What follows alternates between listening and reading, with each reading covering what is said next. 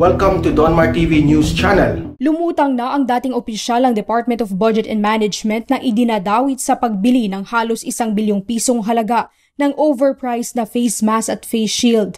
Batay sa audit report ng Commission on Audit, sa pagdinig sa Senado, mismong si Acting Budget Secretary Tina Canda ang nagsabing napuna na rin nila noon ang presyo nito, pero dinepensahan ito ng dating DBM Procurement Service o PSDBM head na si Undersecretary Lloyd Christopher Lau.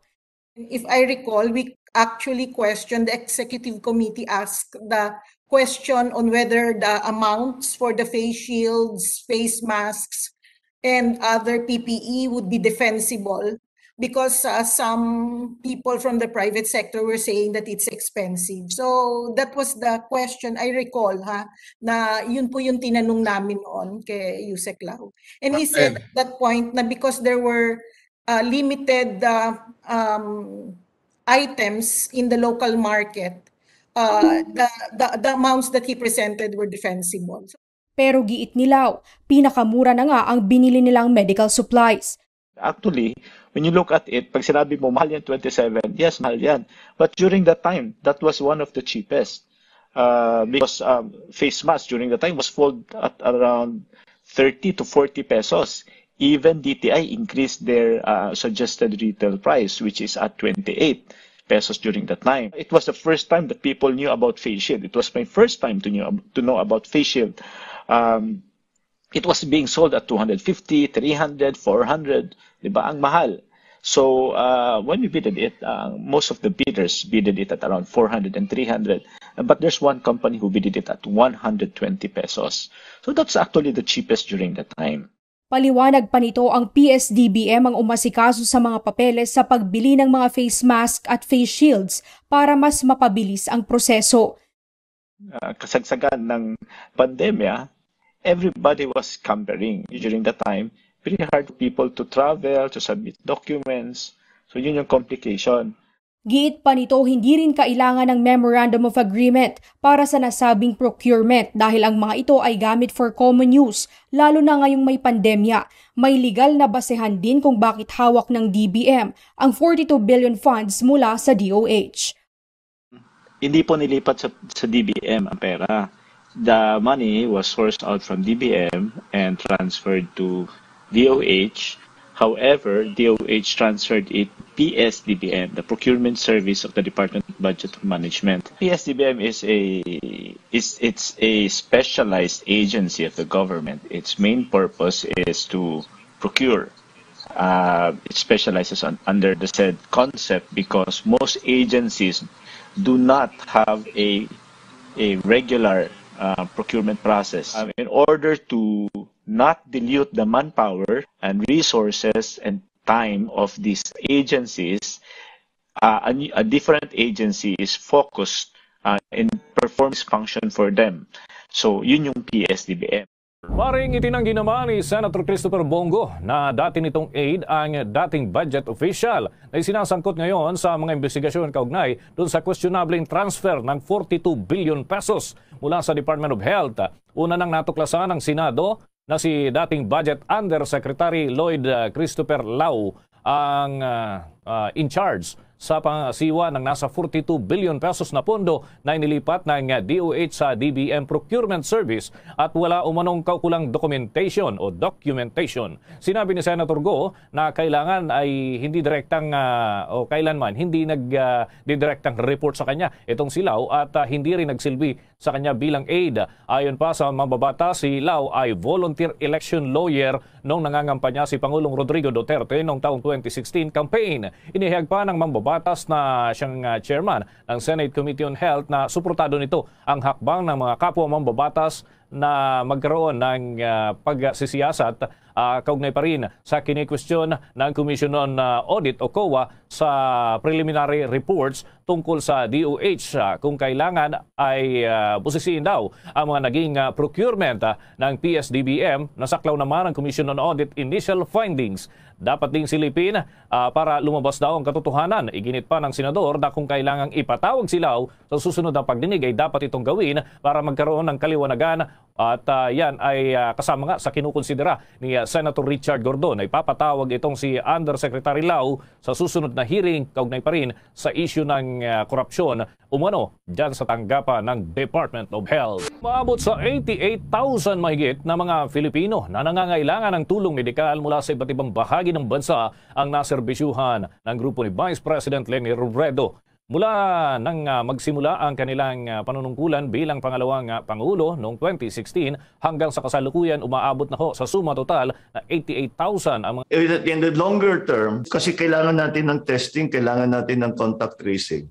And that requires a very strong infrastructure, digital infrastructure. Tignan natin yung naging problema sa Hong Kong, yung sinasabi ni Sec. Teddy Boy.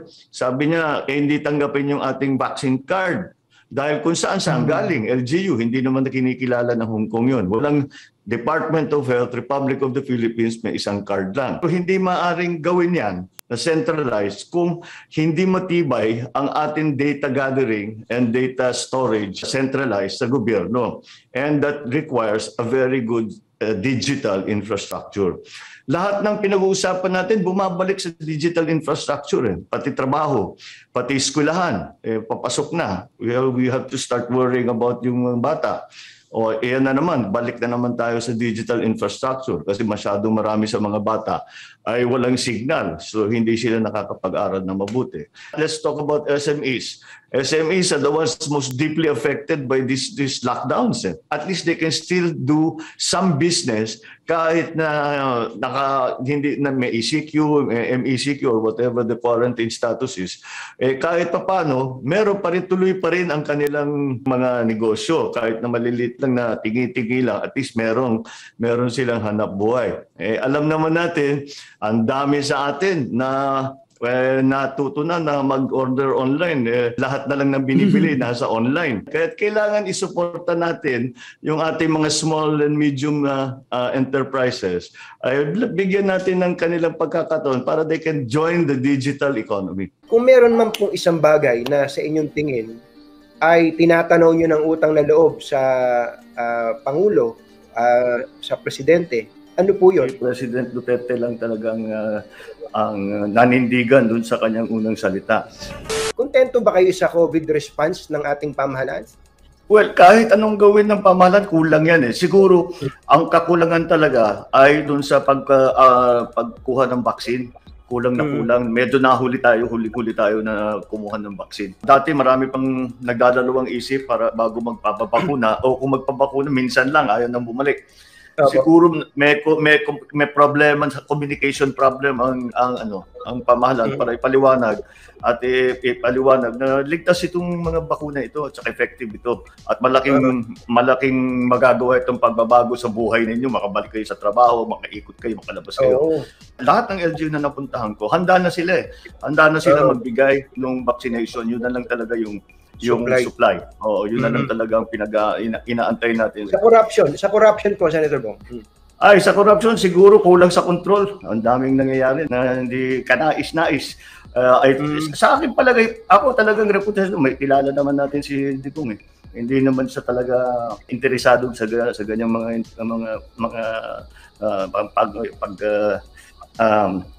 paghingi, wala siyang reputasyon na ganyan.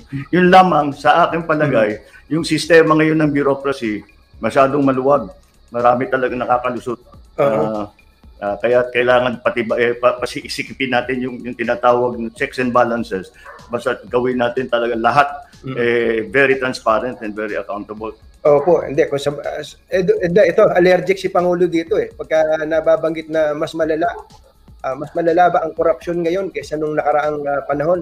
Kaya nga bugbog sarado si Manny Pacquiao sa Presidente sa mga support. Palagay ko hindi maaari eh. Dahil mas marami siyang ginawa para labanan ito kaysa sa mga nakaraan. So palagay ko magandang performance niya. At least yung pagsimula sa pag-aayos sa sistema. Kayo po ba sa 1 to 10 pinakamataas, ano po ang igagrado nyo sa Administrasyon Duterte sa nakalipas na 5 taon? Depende kung saan mo yung pinag-uusapan mo. Yun na nga, siguro nagkulang tayo dito sa vaccine procurement. So kailangan talaga natin patibayin yun. Pero doon sa mga ito, maraming reform ang pinasok kasi maraming area. Kahit paano, kahit hindi ka maka-Duterte, kailangan nakikita naman natin na nagka-improvement. Yung pag-handle, maraming nagpipinta sa halimbawa sa handling ng Pangulo sa West Philippine Sea. Ako naman, ang tanong ko sa kanila, anong gusto niyo gawin? Tama yung, anong gusto niyo gawin? Nagkaso na tayo sa ICC, nanalo na tayo, may finding na sinabi tama ang Pilipinas, pero wala namang nangyari, hindi natin magamit yung decision na yun. Alam naman gegerahin natin yung China. Nagre-ready pa lang tayo rito, tapos na tayo. Tama rin, nilalaro-laro ni Presidente yung usapan. Sa palagay ko, tama yung direksyon doon sa West Philippine Sea. Doon sa drug war, yun talagang pinaka-priority niya at binigyan na ng gusto yun. Pero by his own admission naman, sabi ng Presidente, hindi ko naman natapos lahat. Sabi nga niya, akala ko matatapos ko ito in 6 years, pero hindi meron pa rin talagang kulang na kailangan gawin. Ang number one daw po na deficiency, sabi po ng mga sinurvey, ay sa ayuda. Yun ang concern ng tao. Katulad po ngayon, 1,000 pesos per individual na sa Metro Manila at 4,000 ang pinakamalaki sa isang pamilya. Kung tutusin, sa tingin niyo po ba, sasapat talaga yon at wala bang ibang mapaghuhugutan ng gobyerno para maibigay sa tao? Nangungutang na tayo, talagang sabagay. Actually, sa sitwasyon ng pondo, kung titignan natin yung mga statistics, kaya pa siguro natin mangutang as compared sa mga ibang bansa. Ngunit kailangan talaga natin yung distribution pati ng pag-distribute ng ayuda, di ba nagka-problema nung nakaraan. Yun na lang siguro ang ayusin para hindi maging political, lalo para papasok tayo sa eleksyon. Magiging kulang pa rin yan dahil hindi naman maring habang buhay nagbibigay ng cash ang pamahalaan. Wala namang gobyerno may kaya niyan wala maka-afford ng ganung klaseng pagbigay ng masyado matagal. Kaya kaming lahat, ako talaga, yun ang lagi kong iniisip kung paano natin bigyan ng trabaho ang tao. Yun naman talagang pinakamaging. Pag nagkabakuna na, anong gagawin natin sa ekonomiya para yung tao may trabaho. Marami tayong bibigyan, maraming trabaho ang kailangan. We have to create many jobs. Kayo po ba tinuturing ba kayong kaibigan ni Pangulong Duterte? Nakukonsulta ba niya kayo, halimbawa, sa governance? Well, hindi naman ako kinukonsulta dahil pero palagay ko mula pa naman sa umpisa matagal na kaming magkakilala at lagi naman kaming nagtutulungan kahit nung nag-umpisa pa. So lagi namin tinuturing na isang kalyado, na isang kaibigan, hindi lamang sa politika kahit na sa personal. Opo. Meron akong isang tanong, pasensya na kayo, kailangan ko itanong to. Kung meron man pong isang bagay na sa inyong tingin ay tinatanaw nyo ng utang na loob sa Pangulo, sa Presidente, o sa pamahalaan na ito, ano po yun? Kung meron man, Pinakamalaking ginawa niya para sa amin, yung paglibing ng aking ama sa libingan ng mga bayani. Yun ang pinaka-importante para sa amin, para sa pamilyang Marcos, siyempre, at matagal na namin ipinaglaban yan. At ngayon pa lang, kahit na yung ibang presidente na nakaraan, kahit sa tinuturingan naming kaibigan, at sinasabi gusto nilang gawin o papayag sila, si President Duterte lang talagang ang nanindigan doon sa kanyang unang salita dahil nasa batas siya, nasa rules siya, dapat dapat malibing si Marcos sa libingan ng mga bayani. Hindi habang sa kasaysayan ng pamilyang Marcos, di na namin makakalimutan. Kumbaga siya lang yun nangako sa inyo na tinupad. Parang ganon. Sa lahat ng iba, sinasabi, gagawa natin ng paraan, titignan natin. And siguro sincere naman talaga sa iba, pero syempre may puwersa ng politika. Yan ang galing ni President Licong. Matibay ang loob talaga. Basta sa palagay niya tama, gagawin niya. Hindi kahit kung sino bumatikos, kahit na naiipit na siya, basta yung panindigan niya talagang ipinaglalaban.